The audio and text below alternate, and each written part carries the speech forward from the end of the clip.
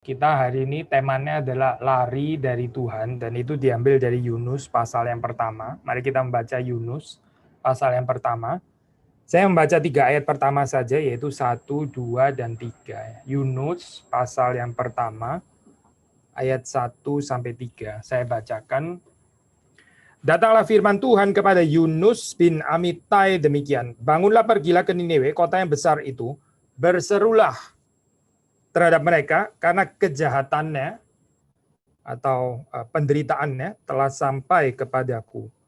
Tetapi Yunus bersiap untuk melarikan diri ke Tarsis,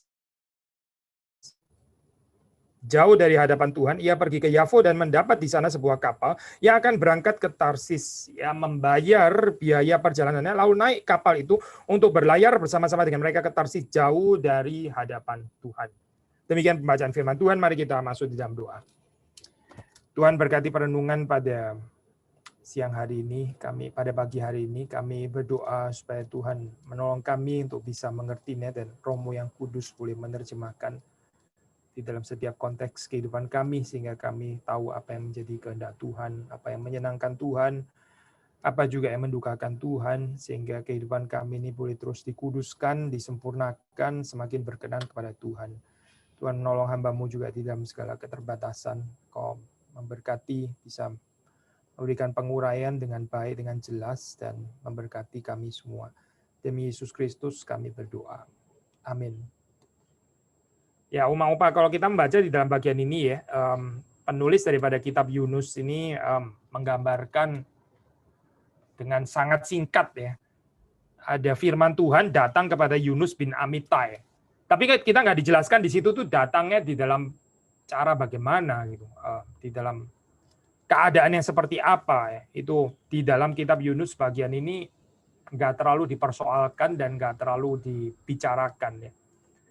Nah, yang lebih penting di sini itu memang bukan bagaimana datangnya firman Tuhan itu kepada Yunus ya, tapi bagaimana respons bagaimana sikap kita setelah kita mendengar firman Tuhan, itu yang lebih penting ya di dalam hal ini ya. Tuhan bisa berbicara kepada kita di dalam keadaan yang berbagai macam gitu ya, di dalam saat apa, waktu kita mendengar khotbah pada hari Minggu, mungkin waktu kita sendiri membaca firman Tuhan ya, mungkin bahkan juga melalui anggota keluarga kita yang menyampaikan kebenaran firman Tuhan ya. Ada prinsip Alkitab yang dinyatakan di sana, bisa berbagai macam cara ya. Tuhan bisa pakai dengan cara yang beraneka ragam. Tapi yang penting di dalam kehidupan kita itu ya bukan caranya itu seperti apa gitu. Tapi respons kita setelah kita mendengar firman Tuhan itu bagaimana? Ya, kita melihat respons daripada Yunus ini adalah satu respons yang keliru ya kalau kita baca dalam bagian awal ini.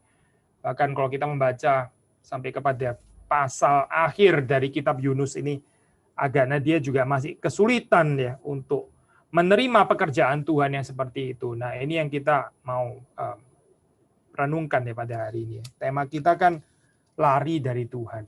Yunus ini lari dari Tuhan, lari dari panggilan Tuhan. Tapi panggilan Tuhan yang seperti apa? Di dalam ayat yang kita baca di sini, jauh dari hadapan Tuhan. Hadapan Tuhan yang bagaimana? Itu yang kita mau pelajari di dalam bagian pada hari ini. Nah, Oma-Opa kalau membaca ini ya, di sini kan singkat ya, kita nggak diberikan keterangan Yunus ini sebetulnya siapa. Tapi sebetulnya ada bagian lain di dalam Perjanjian Lama yang membahas tentang Yunus itu siapa gitu ya. Yang tentu saja di dalam pasal-pasal berikutnya juga akan dibahas di dalam kaitan panggilan Yunus kepada Niniwe ya. Tapi maksud saya Yunus ini sebetulnya nabi yang seperti apa sih? Dia dipanggil Tuhan seperti apa sih? Nah, itu kita bisa baca di dalam 2 Raja-Raja ya. 2 Raja-Raja 14. Kita membaca ini 2 Raja-Raja ya. 2 Raja-Raja pasal yang ke-14. Kita membaca 23 sampai 29, tapi kita nggak usah baca semua. Jadi itu kalau sudah membaca lebih detail ada di sana. Saya membaca beberapa saja, yaitu 23-24 misalnya. Dalam tahun ke-15, zaman Amasya bin Yoas, Raja Yehuda, Yerobeam anak Yoas, Raja Israel, menjadi raja di Samaria. Jadi ini masa pemerintahan Yerobeam ya, anak-anak Yoas, dia raja di Samaria. Ia memerintah 41 tahun lamanya. Ia melakukan apa yang jahat di mata Tuhan. Ia melakukan apa yang jahat di mata Tuhan. Siapa? Yaitu Yerobeam ya, raja di Samaria. Lalu terus kemudian kita membaca ayat 25, ia mengembalikan daerah Israel dari jalan masuk ke Hamat sampai ke Laut Araba sesuai dengan firman Tuhan Allah Israel yang telah diucapkannya dengan perantaran hambanya Nabi Yunus bin Amittai dari Gad-Hefer. Sebab Tuhan telah melihat betapa pahitnya kesengsaraan orang Israel itu.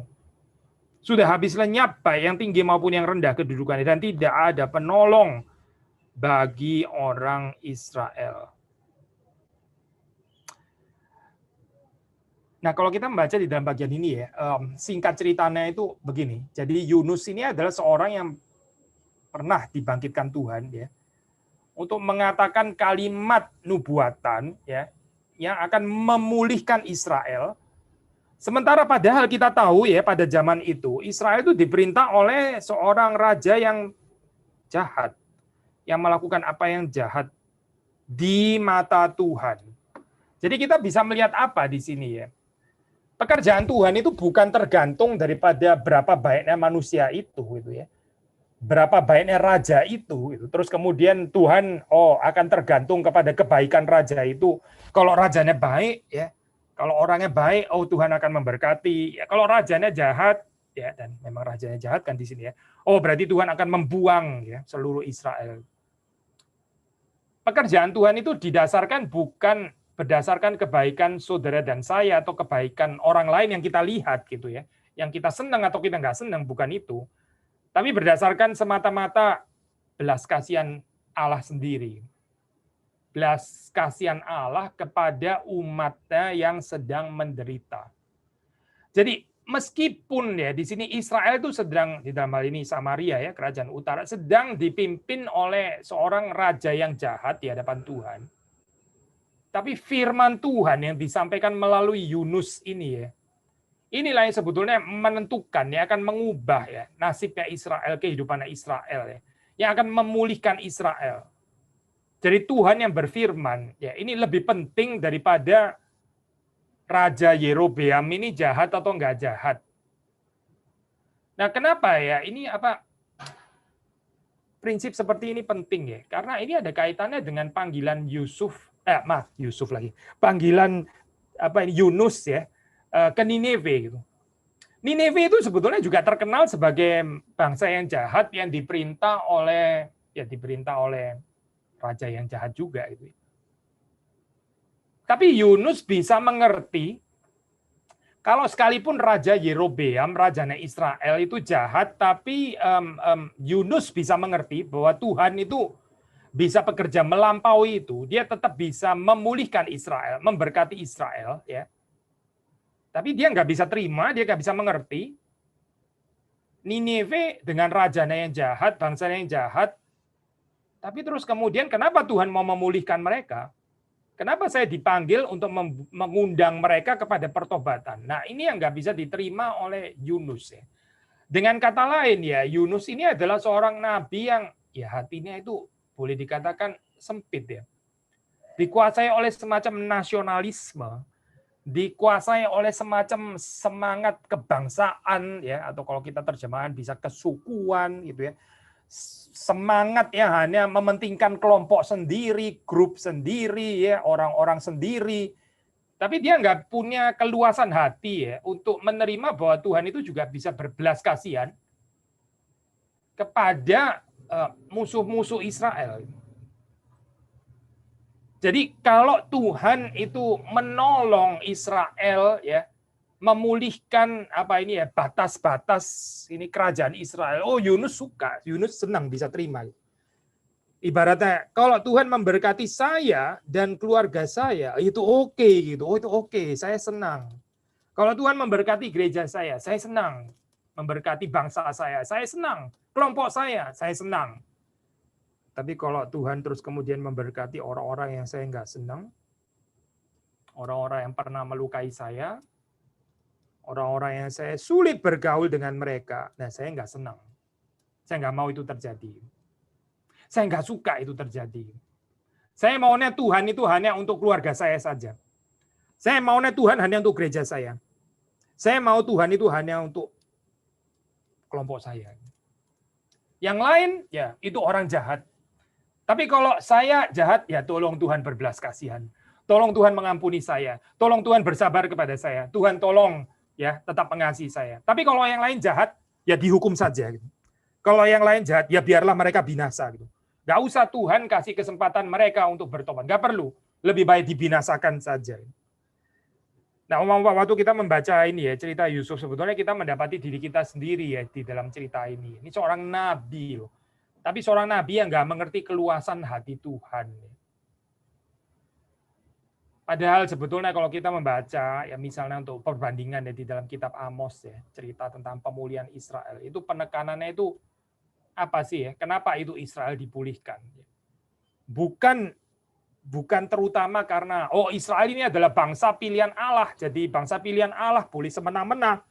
Dia bagaimanapun salah tetap akan dipulihkan. Ya, karena apa? Karena anak Allah kan, karena anak-anak Allah, karena biji mata Allah. Jadi mau bagaimanapun tetap harus disayangi oleh Allah. Nah, kalau kita membaca di dalam cerita Amos, sebetulnya bukan itu alasan utamanya. Tetapi alasan utamanya itu adalah mereka tetap dicintai oleh Tuhan. Ya, karena mereka itu mencari Allah, mereka kembali kepada Allah. Mereka bertobat.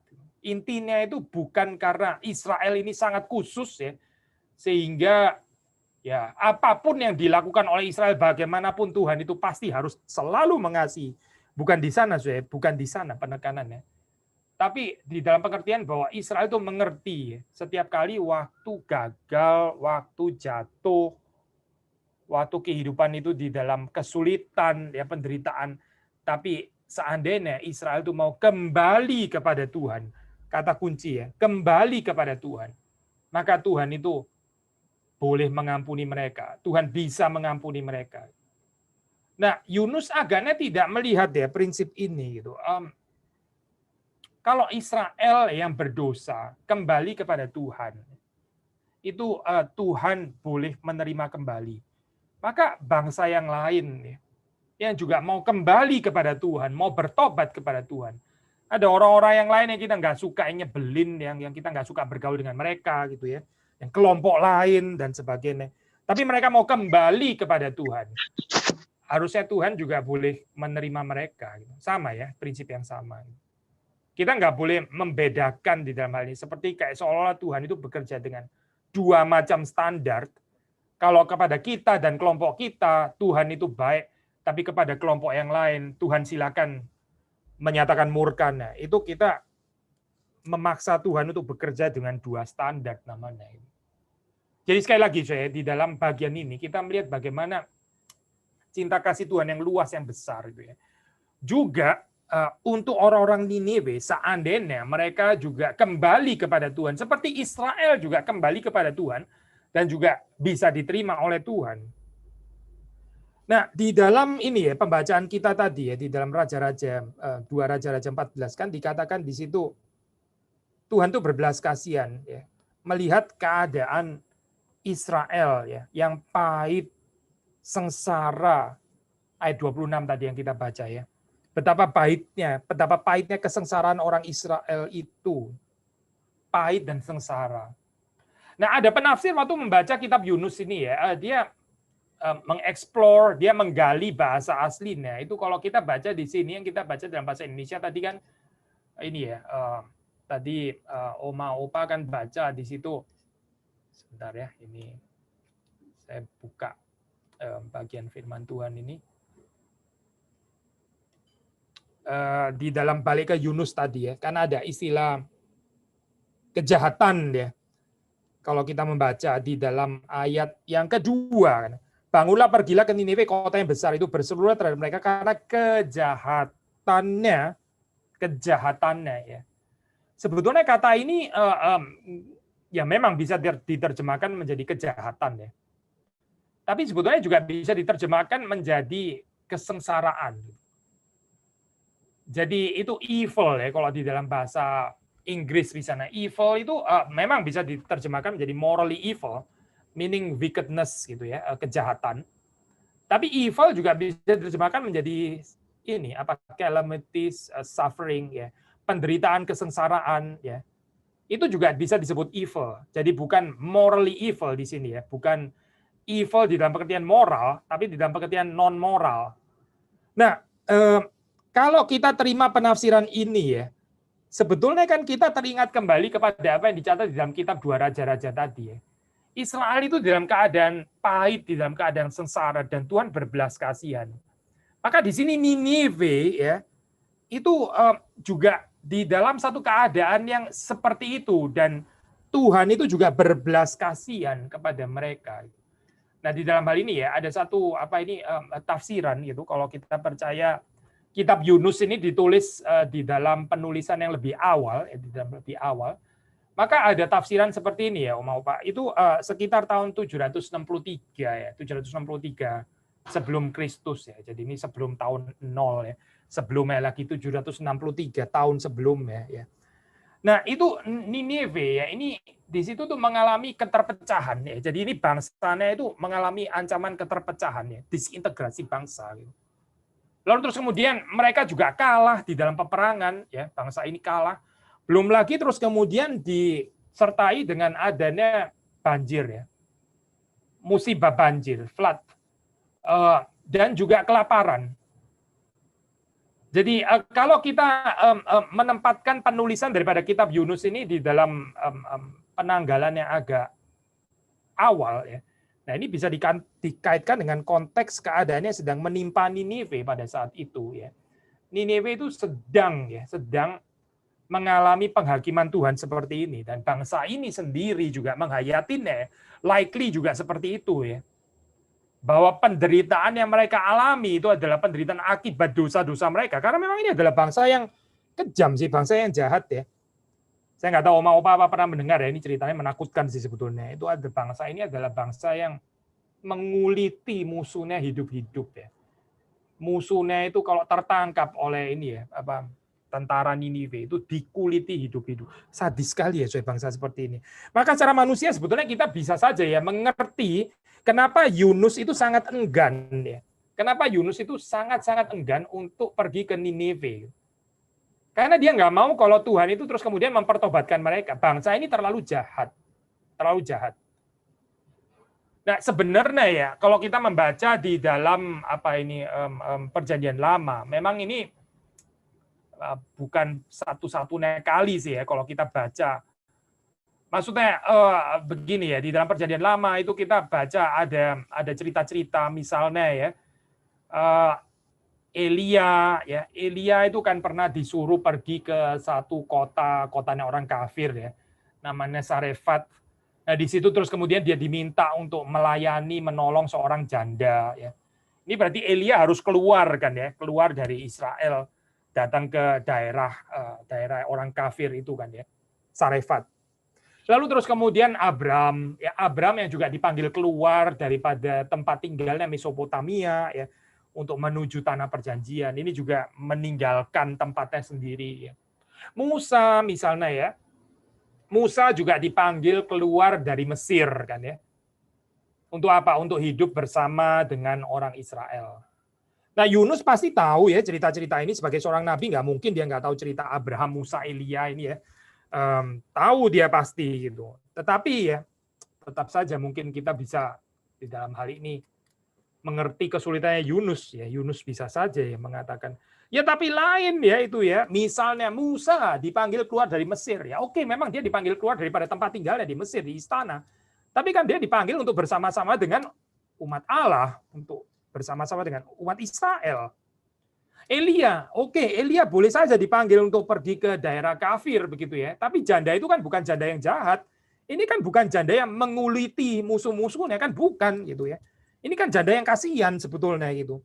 Ya lain dengan panggilan saya gitu, misalnya kalau Yunus mau mengatakan, ini saya mesti berhadapan dengan orang jahat gitu ya, orang yang kejam. Kenapa saya mesti pergi ke sana gitu.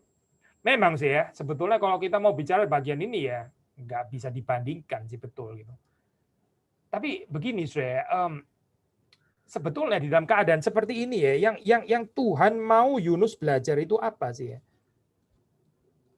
Entah itu di dalam takaran kesulitan yang nggak terlalu bagaimana seperti Elia gitu ya, atau mungkin Abraham atau Musa, atau di dalam posisi takaran Yunus sendiri memang sepertinya berat sekali ya, mengampuni orang yang begini ya, mengampuni orang yang jahat itu satu hal ya, tapi mengampuni orang yang jahat kepada saya, nah itu hal yang lain lagi gitu ya. Orang yang jahat, oke, orang yang jahat memang susah sih kita mengampuni mereka gitu ya. Tapi kalau mengampuni orang yang jahat kepadaku, waduh lebih susah lagi begitu. Dan Nineve ini musuhnya Israel. Nineve ini adalah musuhnya Israel. Berarti ini juga musuhnya Yunus. Tapi bagaimana mungkin ya Tuhan itu kok memanggil saya untuk menyerukan berita pertobatan kepada mereka sehingga mereka ini boleh mendapat belas kasihan Allah seperti bangsa Israel. Ini sesuatu yang nggak bisa diterima oleh Yunus. Sekali lagi ya, di dalam kehidupan kita ya, kita juga bisa mendapati ganjelan seperti ini ya. Waktu Tuhan itu ternyata adalah Tuhan yang hatinya itu luas, mau mengampuni juga orang-orang yang bersalah kepada kita. Bukan cuma mengampuni kita, tapi mengampuni orang-orang yang bersalah kepada kita.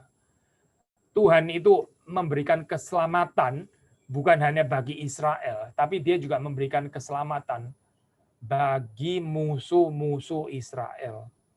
Ini yang susah diterima oleh Yunus. Yunus kalau misalnya dia harus memberitakan kepada Israel, bangsanya sendiri ya, Tuhan mengampuni engkau, penderitaanmu didengar oleh Allah gitu. Oh nggak apa-apa, itu satu privilege, itu satu hak istimewa gitu buat Yunus ya. Mengatakan yang baik kepada bangsanya sendiri. Memang dia adalah seorang yang nasionalis kan ya, mencintai bangsanya sendiri. Seperti kita juga bisa mencintai itu bangsa kita sendiri atau mungkin bahkan suku kita sendiri ya. Kebudayaan kita sendiri, kita bisa punya perasaan cinta sendiri gitu ya dengan tanah kelahiran kita gitu misalnya. Yunus juga adalah orang yang seperti ini. Tetapi begitu Tuhan menggerakkan dia untuk mencintai orang-orang yang tidak sebangsa dengan dia ya, yang nggak sekelompok dengan dia, yang nggak sekebudayaan dengan dia, yang itu bukan latar belakang keluarganya dia, bukan gitu ya. Tapi ini adalah bangsa yang sama sekali berbeda ya, kota Nineve, musuh bahkan. Nah inilah yang menjadi kesulitan di dalam pelayanan Yunus. Kita melihat di dalam perjanjian baru ya, kalau kita membaca, kita membuka, sebetulnya kita mendapati kehidupan Kristus, kehidupan Yesus yang kita percaya ya. Itu adalah kehidupan yang seperti ini ya. Yesus itu waktu menyatakan karyanya, perbuatannya, itu seringkali itu mendobrak ya, membongkar tembok-tembok pembatas yang seringkali diciptakan oleh manusia.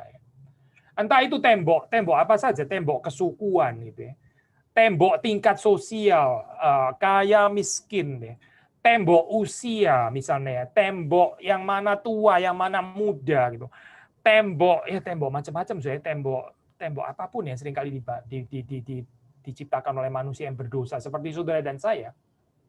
Misalnya ya, di dalam zaman Yesus itu seorang laki-laki Yahudi nggak boleh bicara sembarangan seperti itu dengan perempuan di publik ya, di tempat umum, itu nggak boleh, itu tabu ya. Tetapi kita membaca di dalam Injil, Yesus berbicara ya, kepada perempuan Samaria. Dia menembusi batas-batas itu sampai perempuan ini kan, kalau oma-opa baca di dalam Yohanes 4 kan bingung ya perempuan Samaria ini. Masakan engkau seorang Yahudi berbicara kepadaku seorang Samaria? Itu nggak cocok banget gitu ya. Bicara kepada perempuan Samaria lagi ya, bukan perempuan Yahudi. Dan di tempat umum seperti itu mengagetkan. Jadi kalau kita membaca di dalam kehidupan Yesus itu mendobrak tembok-tembok yang seringkali diciptakan oleh manusia. Kita membaca di dalam bagian lain ya, dia bergaul dengan para pendosa. Dia bukan hanya bergaul dengan pemimpin-pemimpin agama, dia bergaul juga dengan para pemungut cukai. Yesus juga bergaul ya dengan pelacur bahkan ya. Bukan dia mengunjungi pelacur di tempat itu ya, tidak, bukan itu maksudnya. Tapi Yesus juga bisa mencintai, mengasihi orang-orang berdosa seperti seperti pemungut-pemungut cukai, seperti para pelacur ini yang sudah jelas dijauhi ya, dijauhi dan dibuang di dalam masyarakat. Tembok-tembok itu ya. Apalagi Yesus bukan hanya berurusan, tapi dia juga bahkan menyentuh dan menyembuhkan orang kusta, orang sakit. Ya, ini ada orang tulis ini ya artikel sederhana yang buat saya menarik ya. Ini waktu itu sudah tahun lalu sih ya. Ya mungkin kira-kira awal COVID waktu tahun lalu ya, awal-awal COVID ya, awal-awal pandemi. Ada yang menulis kalimat seperti ini ya. Yang menyakitkan dari COVID itu yaitu bukan cuma penyakitnya sendiri, memang penyakitnya sendiri juga bisa menyakitkan. Tapi waktu seseorang itu terus kemudian tertular ya dengan penyakit itu, perasaan orang lain itu nggak mau ketemu dengan dia ya, menganggap orang yang kena COVID itu, lu jangan datang ya, lu jangan mampir ya, lu jangan deket-deket sama saya ya. Wah itu betul-betul menyakitkan ya, menyakitkan. Saya nggak tahu Oma-Opa punya nggak ya pengalaman seperti ya, mungkin nggak harus COVID sih ya, tapi kadang-kadang kita dapat penyakit yang menular gitu ya. Terus bahkan anggota keluarga kita sendiri itu, jangan dekat-dekat tuh ya, ini ya, nanti nular loh ya, sana aja di kamar, jangan keluar gitu. Kita aja yang bawa makanannya, terus makanannya ditaruh di depan pintu lagi gitu ya. Seperti kayak kita ini sedang di penjara aja gitu. Ditaruh di depan pintu, pintu buka sendiri, ntar ambil makanannya gitu ya. Orang lain nggak ada yang mau ketemu dengan kita, takut ketularan dan sebagainya. Wah itu luar biasa menyakitkan ya pengalaman seperti ini. Mungkin lebih sakit daripada penyakitnya sendiri loh. Perasaan ketersendirian, ketertolakan, dan tidak dikehendaki oleh yang lain. Kamu jangan ada di sini. Kamu jangan datang ke gereja gitu misalnya ya. Menyakitkan kan ya. Yesus itu mendobrak batasan ini. Orang kusta itu kalau mau dibilang persona non grata ya, ini untuk ada di sana. Ya ini orang kusta ini sudah pasti lebih daripada semua yang lain ya. Orang kusta itu bahkan kalau lewat mesti teriak-teriak ya, najis, najis, najis, supaya yang lain itu minggir dan menghindari dia.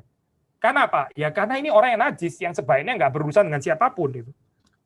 Tetapi kita melihat Yesus ya, Yesus itu menghampiri orang-orang seperti ini. Yesus itu mendobrak ya pintu-pintu yang seringkali diciptakan oleh manusia itu, di mana nggak ada lagi orang itu mau masuk ke sana, tapi Yesus masih mau masuk ke sana. Dan bahkan lebih daripada itu ya. Cerita inkarnasi itu sendiri, Yesus yang sebetulnya adalah Allah, ya, pribadi kedua, Allah Tritunggal. Tapi dia bisa mau masuk ke dalam dunia yang sudah jatuh ini ya. Dunia yang kotor, yang jorok, yang penuh dengan penderitaan ini ya. Yesus mau masuk ke dalamnya. Anak Allah itu mau masuk ke dalamnya. Ini juga lagi-lagi menembus batasan. Bukan cuma itu, dia bahkan memasuki dunia kematian untuk saudara dan saya. Dia nggak harus memasuki dunia kematian itu. Itu bukan tempat di mana seharusnya anak Allah itu berada. Tetapi ya, karena cinta kasihnya kepada saudara dan saya, dia menembusi batasan tembok itu pun, ya, tembok dunia alam maut itu pun juga dia jebol. Juga dia masuk ke dalam. Kalau kita mengenal Yesus yang sejati, kalau kita mengenal Allah yang sejati, kita akan diubahkan dari orang yang tadinya itu hatinya sempit, ya, yang nggak berani atau yang menolak, yang enggan untuk menembusi tembok-tembok yang dibangun manusia, tembok apapun ya. Saya nggak suka lah sama dia ya, saya nggak seneng sama dia, itu bukan kelompok saya. Saya nggak seneng lah sama dia. Ini kita rasnya lain ya, kita cocok lah sama dia. Saya nggak mau juga sama dia. Kenapa? Karena dia lain lah ya, dia lain lah, bukan keluarga yang mapan seperti keluarga saya. Ini keluarga yang lain kayaknya. Saya nggak mau bergaul dengan mereka. Ini mencemari kehidupan saya. Gambaran-gambaran seperti ini saya. Kalau kita nggak bisa mendobrak ya, batasan ini kita nggak bisa mendobrak ya dengan pertolongan dan anugerah Tuhan. Kita ini ragu-ragu sebetulnya, kita ini sungguh-sungguh mengenal Yesus atau tidak. Kita ini mengenal Tuhan atau tidak. Seperti Yunus ya. Ini nabi loh. Harusnya kan mengenal Allah ya. Apa yang boleh diharapkan dari seorang nabi? Seorang nabi itu boleh memberitakan pengenalan akan Allah, kan betul kan ya? Seperti seorang hamba Tuhan, seorang pendeta, seperti saya, apa yang boleh diharapkan? Ya, supaya orang-orang seperti kita ini memberitakan apa yang menjadi kehendak Allah, lalu membawa jemaat itu bisa semakin mengenal Allah. Kan itu kan. Tapi ya, ini Nabi ini sendiri nggak mengenal Allah gitu. Nabi ini kayaknya mengenal Allah dengan versinya sendiri. Di dalam kesempitan hatinya sendiri. Padahal Allah yang sejati, ya Tuhan yang sesungguhnya itu, yang dinyatakan di dalam Alkitab, itu bukan sempit seperti yang diproyeksikan oleh Yunus ini, bukan itu. Dan kalau kita bertumbuh ya di dalam pengenalan kita kepada Tuhan, pengenalan kita kepada Yesus Kristus, kita juga akan bertumbuh di dalam keluasan hati yang seperti ini. Ya. Kita akan menjelajahi, kita akan masuk menghampiri orang-orang yang kita sebetulnya gak terlalu senang gitu, apa berurusan dengan mereka. Yang kita sakit hati, ya, kita merasa terluka waktu kita itu berrelasi dengan mereka. Kita lebih baik mengunci diri, menutup diri. Saya cuma bergaul dengan orang-orang yang bisa menerima saya. Saya cuma mau ngobrol-ngobrol dengan orang yang mengerti saya, yang mencintai saya, yang mengasihi saya, yang peduli kepada saya. Egois ya orang-orang seperti ini ya, egois gitu, egois. Seperti Yunus yang bergaul cuma dengan bangsanya saja. Kalau Tuhan memberkati Israel, silakan gitu. Itu adalah bangsa yang aku cintai. Tapi kalau Niniwe jangan. Kalau Niniwe lebih baik binasa saja gitu. Kita ini kehidupan kita seperti apa ya sebetulnya ya? Lebih mirip Yunus atau lebih mirip Yesus Kristus? Memang semua kita pasti punya kelemahan ya. Semua kita punya kesempitan hatinya sendiri gitu. Tapi kalau kita bertumbuh dan harap semakin kita semakin di dalam usia semakin lanjut ya, kita terus bertumbuh kan ya, dengan usia yang semakin lanjut. Saya hari ini ulang tahun ya Oma Opa ya, doakan supaya ya di hari ulang tahun dan juga ulang tahunnya Oma Opa ya, atau pergantian tahun dan sebagainya, semakin kita usia lanjut ya, semakin kita bertambah umur, semakin apa? Bukan semakin menjadi kekanak-kanakan, bukan makin egois, bukan makin selfish, makin mau diperhatikan ya, makin self pity, makin mau dikasihani dan sebagainya. Bukan ke sana harusnya. Semakin kita bertambah umur kita, itu bukan semakin kita itu mengasihani diri kita, bukan. Semakin kita itu luas hatinya. Semakin kita bukan cari perhatian, minta orang lain memperhatikan kita, bukan, itu nggak bertumbuh namanya. Tapi bagaimana kita tuh semakin memperhatikan orang lain, gitu. Semakin hati kita ini luas ya. Saya waktu muda dulu egois, gitu misalnya ya. Saya dulu waktu muda saya hidup untuk kesenangan saya sendiri. Oke lah, sudah waktu itu sudah lewat. Sekarang saya sudah lanjut usia. Saya sekarang mau hidup untuk Tuhan, mau hidup memberkati sesama. Mau hidup mengabdikan diri saya untuk bisa jadi berkat bagi ya anak-anak saya, cucu-cucu saya yang lebih muda. Kalau dulu waktu muda saya cari kesenangan saya sendiri, saya egonya besar, saya nggak bisa tersinggung orangnya. Itu waktu dulu saya masih muda. Tapi waktu saya sudah tua, saya harusnya lebih nggak gampang tersinggung. Saya harusnya lebih nggak gampang jadi orang yang orang Jawa bilang nelongso ya, kayak nangis-nangis sendiri karena merasa disakit-sakiti sendiri, merasa ditolak-tolak sendiri. Ya, ini terbalik ya. Kalau kita bertumbuh dan kita menjadi dewasa di dalam Kristus, kita harusnya semakin membagikan kehidupan kita itu kepada yang lain. Kita semakin bisa menembusi tembok-tembok yang waktu kita muda itu kita nggak mau masuk ke sana. Gitu. Waktu muda ya kita cenderung rada rasis gitu misalnya. Misal ini ya contoh. Gitu. Waktu saya tua, saya harusnya keluar daripada persoalan ini.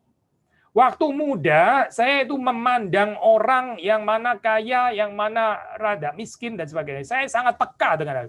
Waktu saya tua, saya harusnya keluar daripada batasan ini. Itu nggak penting lagi seharusnya untuk saya. Karena apa? Karena saya bertambah umur. Karena saya bertambah dewasa di dalam Kristus. Waktu muda, ya saya menantikan orang itu memuji-muji saya, ya, menggendong-gendong saya, meninggi-ninggikan saya. Gitu. Waktu tua, saya harus lebih belajar untuk bukan bagaimana dapat ditinggi-tinggikan, tapi bagaimana saya lebih mempermuliakan Kristus. Maaf ya saya hari ini kalau saya beri sedikit teguran ya. Saya tadi agak terganggu terus terang waktu ini ya, saudara baca kitab suci, setelah itu selesai, lalu terus kemudian saudara bisa menghafal. Saudara, wah hebat gitu ya, wah luar biasa dan sebagainya. Hati-hati saya, hati-hati gitu, hati-hati. Ya, jangan membeli cerita bahwa kita semakin tua semakin perlu ditinggi-tinggikan, semakin perlu dipuji-puji. Kalau nggak dipuji-puji, kalau nggak ditinggi-tinggikan, terus kehidupan jadi seperti kayak kosong gitu ya. Jadi oma opa harus selalu dipuji-puji, terus diangkat-angkat ya. Saya harus mengatakan kalimat ini ya. Semakin kita tua, semakin kita harus meninggikan Kristus.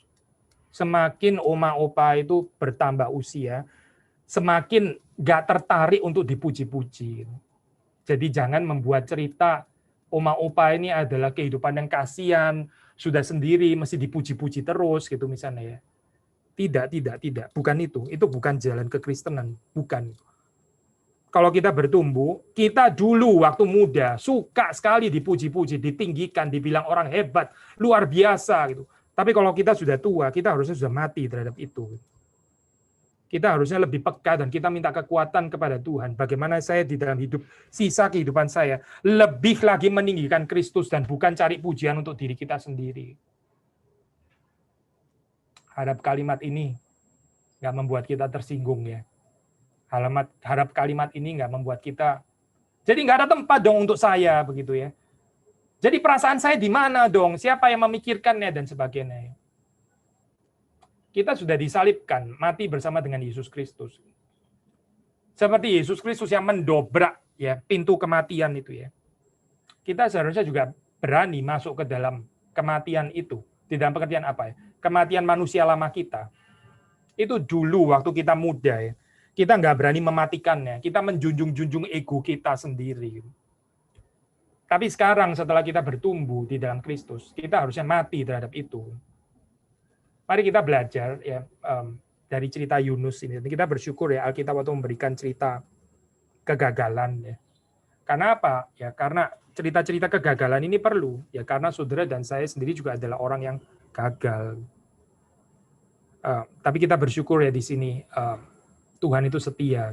Tuhan itu setia.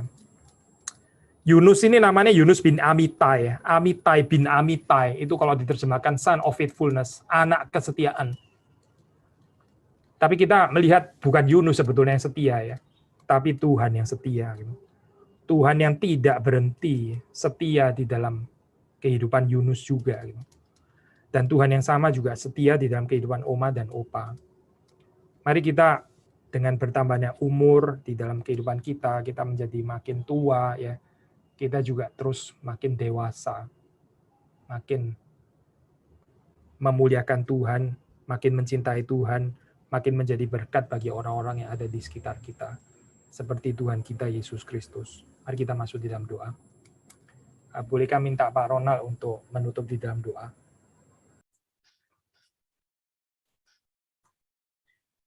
Mari kita berdoa. Bapa di dalam surga, kami sungguh bersyukur dan berterima kasih untuk firman yang sudah disampaikan oleh hamba-Mu Pendeta Billy pada pagi hari ini. Kami mengucap syukur Engkau mengingatkan kami, ya Tuhan. Dan kami memohon Tuhan tolonglah kami. Engkau sudah mengasihi kami demikian dalam, demikian luas. Anak-Mu sendiri telah Engkau serahkan bagi kami. Kami memohon kepadamu, ya Tuhan.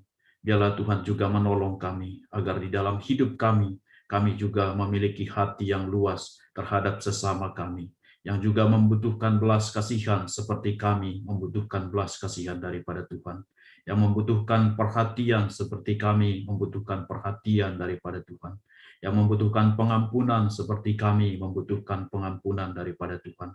Tuhan, kami memohon Tuhan tolong kami untuk dapat mengasihi sesama kami seperti kami juga mengasihi diri kami sendiri. Terima kasih ya Tuhan, kami menyerahkan hidup kami selanjutnya ke dalam tangan Tuhan. Demi nama Tuhan Yesus kami berdoa dan bersyukur. Amin.